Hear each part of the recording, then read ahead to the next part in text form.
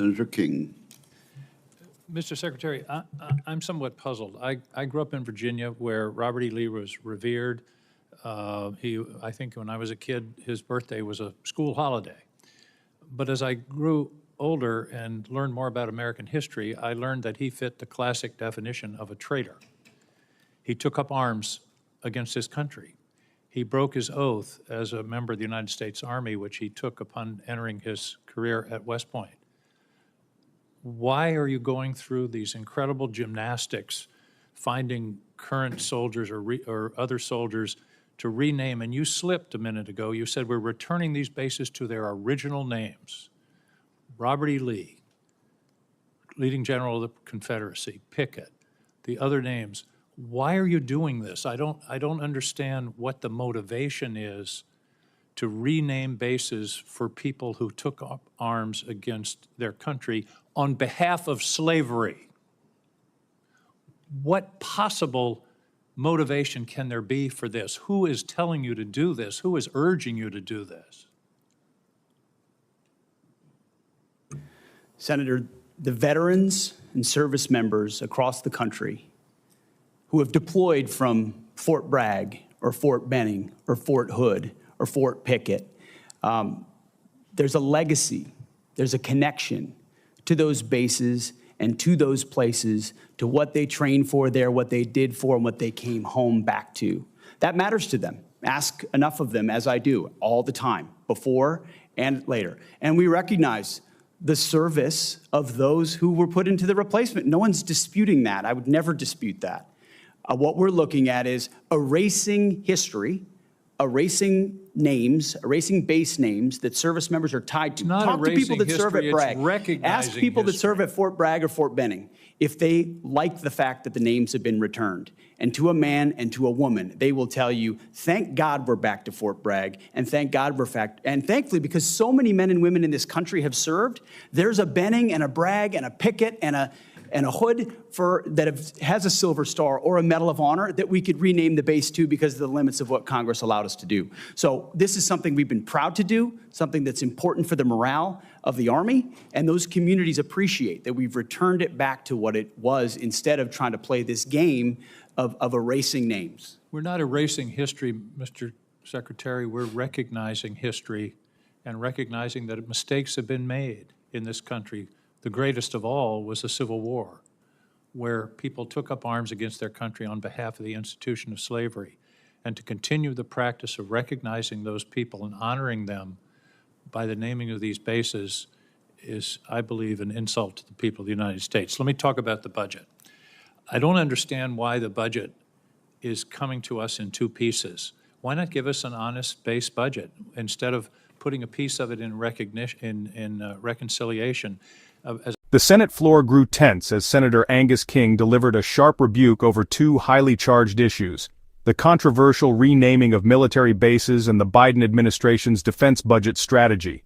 With deep conviction, Senator King challenged the very foundations of honoring Confederate leaders and called out what he described as a misleading approach to defense spending. Senator King began with a personal reflection.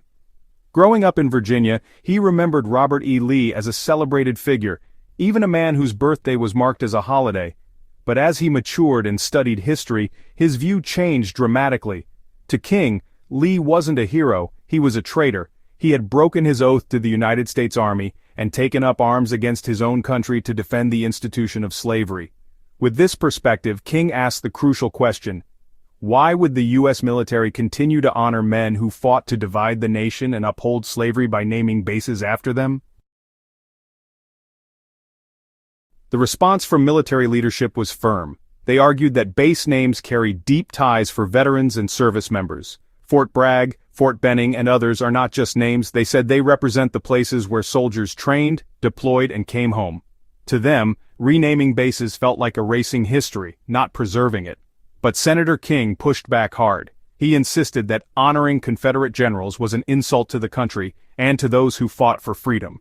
For him, renaming bases wasn't erasing history, it was correcting it.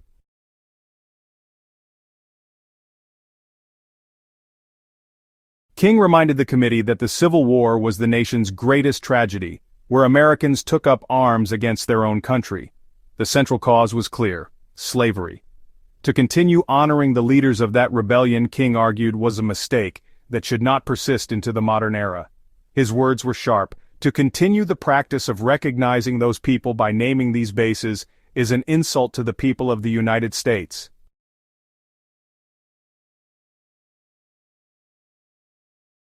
From history, the debate shifted to dollars. Senator King turned his attention to the defense budget, criticizing what he called a two-piece strategy. Instead of presenting one clear, honest number, the administration split the budget, placing part in the official defense request and part in reconciliation.